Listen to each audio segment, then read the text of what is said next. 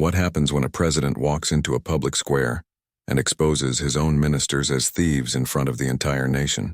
No courts, no closed doors, just shame, justice, and the roar of the people. This is the day Ibrahim Traoré humiliated corrupt officials on the spot. Late at night, Ibrahim Traoré sat alone in his dimly lit office. The room was quiet except for the rustling of papers and the steady ticking of the clock on the wall. Before him lay a confidential report delivered only hours earlier. As he read line after line, his face grew darker, his eyes narrowing with disbelief and anger. The report exposed the truth he had long suspected. Billions of francs meant for schools, hospitals, and clean water projects had vanished. Page after page revealed how funds were signed off for development, but the villages received nothing. Instead, the money was traced to luxury cars, foreign bank accounts, and palatial homes belonging to government officials. One section listed the schools promised in rural provinces. The funds were marked as completed, yet the photographs attached showed children studying on the ground, with broken roofs above them. Another page showed the budget for clean water projects, but villagers were still drinking from muddy streams. Traoré clenched his fist and whispered, "How much longer must my people suffer?" His decision was made. The time for polite warnings was over. Tomorrow would not be business as usual. Tomorrow would be Judgment Day.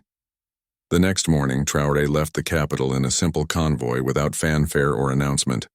He wanted to see the truth with his own eyes, not through filtered reports or polished speeches. Hours later, as the city's tall buildings faded into the distance, the road turned into dry dirt paths leading into the heart of the forgotten provinces. When he stepped out of his vehicle, the silence was heavy. Children ran barefoot through dusty streets, their clothes torn, their eyes tired. A group of elders sat beneath a tree, too weak to work their fields because the rains had failed and the promised aid never arrived. Women carried buckets for miles only to fill them with water brown with mud. Traoré walked through these villages, and everywhere he turned, he saw neglect. A school building stood in ruins, its roof collapsed, while students huddled under the shade of a wall to recite their lessons. The healthcare clinic was nothing more than a cracked building with no medicine, no electricity, and no doctors. As villagers gathered around him, one old man spoke, his voice trembling. "They came here once, with cameras and promises. They told us our children would drink clean water. They told us we would see progress. But after the officials left, nothing changed. They stole everything." Traoré's jaw tightened. This was not just corruption, it was betrayal. And he knew the guilty could no longer hide behind their offices. The following morning, the capital city stirred awake with its usual rhythm. Market vendors laid out their goods, children hurried to school, and workers filled the streets. But on this day, something felt different. There was a tension in the air, an uneasiness that spread like a whisper from one corner of the city to another. At the center of the capital, a large crowd began to gather. Ordinary citizens, farmers, students, mothers, and laborers left their homes and shops to stand shoulder to shoulder. Rumors had spread overnight that President Traoré was going to confront officials publicly. Nobody knew exactly what would happen, but curiosity and hope pulled them toward the city square. Soon the square was overflowing. The sound of footsteps, murmurs, and restless shouts grew louder by the minute. Many had waited years for a moment like this when truth would finally meet power. Some clutched old photographs of their children lost to sickness. Others held faded school books that never saw the inside of a proper classroom. As the sun climbed higher, the atmosphere grew heavy with anticipation. Every eye turned toward the main road, waiting for the arrival of the one man they trusted not to look away. By midday, the square was packed. The air pulsed with chants, whistles, and the restless energy of a crowd that had carried pain for too long. Then a hush fell as Ibrahim Traoré's convoy appeared at the edge of the square. There were no grand speeches, no barriers to keep the people away. He walked straight into the crowd.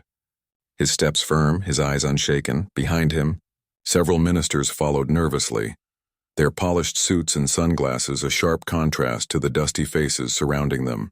The people recognized them instantly. Murmurs turned into angry shouts. A woman pushed forward, pointing her finger at one of them. "That's the man who took the money for our hospital," she cried. The crowd roared in agreement. Traoré raised his hand and silence returned like a wave. He turned to the officials, his voice calm but cutting. "The report says you built schools. Where are they?" The report says you brought clean water. Why do the people drink from mud? The minister stammered, looking at the ground, but the people pressed closer. Tears streamed down the face of an old farmer as he shouted, "My grandchildren study under a tree while you dine in gold." For the first time, the officials had no shield, no walls, no rehearsed statements. Only the truth standing bare before their people. Traoré's voice rose, steady and powerful. Justice will not wait behind closed doors. It begins here today in front of the people you betrayed. The crowd erupted not in chaos but in thunderous applause. It was not just humiliation. It was history in the making. The silence in the square broke as Traoré stepped closer to the ministers. His eyes never wavered. He pointed to one of them, a man known for his lavish lifestyle. "You claim to build clinics in the north," Traoré said firmly. "Where are they?" "Show the people you served." The official's lips trembled. He muttered something about delays and paperwork, but the crowd drowned him out with angry shouts. A mother raised her voice, clutching a faded piece of paper. "My daughter died because your clinic was empty. You stole her life." Her cry pierced through the crowd, leaving the minister speechless. Another official tried to step forward, his voice trembling. "Mr. President, these accusations are exaggerated." But before he could finish, an elder interrupted, holding up a rusted farming tool. "We were promised water pumps. Look at my hands. We dig with nothing but this while you drink wine in golden halls." Gasps and chants echoed across the square. The officials looked around, cornered not by guards but by the very people they were supposed to protect. Traoré's voice rose above the noise, sharp and unyielding. "You wore the title of leaders, but you lived as thieves. Today you will face justice not in secret chambers but in front of the nation you betrayed." The crowd thundered, stamping their feet, clapping their hands. For the first time, the powerful stood powerless, stripped of excuses.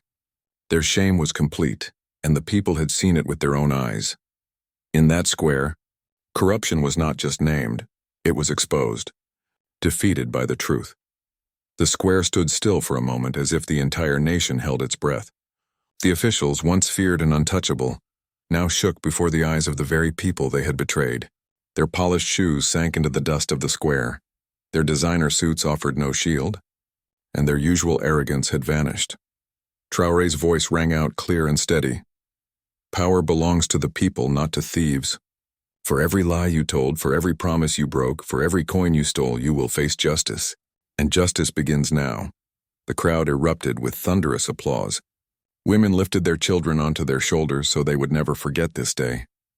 Elders raised their hands toward the sky, whispering prayers of gratitude. Young men and women shouted with pride, their voices echoing through every street. The officials were surrounded not by walls or guards, but by truth itself. Their eyes darted nervously from face to face, but there was no escape. Stripped of dignity, they were escorted out of the square, their heads bowed low. For the first time in years, the people tasted victory. Hope, once buried beneath corruption, rose again like a flame. Traoré looked at the crowd and declared, "This is not the end. It is the beginning of a new Burkina Faso. Together, we will rebuild everything they tried to destroy." The roar of the people shook the ground. A new era had begun. As the sun dipped low over the capital, the square slowly emptied. Yet the memory of what had happened that day lingered in every heart. Men walked home with renewed pride in their steps. Women clutched their children closer, and the youth carried a spark in their eyes they had never felt before. For years, the people had spoken in whispers, afraid to challenge the powerful, but now their voices had filled the air, echoing louder than the walls of any palace. The fall of the corrupt officials was not just punishment, it was proof that the days of silence were over. Across the city and even in distant villages, news spread like wildfire. Radios buzzed with excitement, messengers carried the story from one town to the next, and families gathered to tell each other, justice has finally begun. That night, Ibrahim Traoré stood at his window, watching the glow of lanterns across the city. He knew the fight was not over. Corruption had deep roots, but the people had awakened. For the first time in a long time, Burkina Faso was united by hope, not fear. The revolution of truth had truly begun. This story is not only about Burkina Faso. Corruption lives everywhere, none in offices and governments, even in schools. The question is, should every leader confront corruption in public the way Traoré did? Tell us in the comments. Your voice matters. But this was not the only moment that shocked the people. In another story, Ibrahim Traoré entered a hospital and found someone from his past working quietly as a cleaner. That discovery changed everything.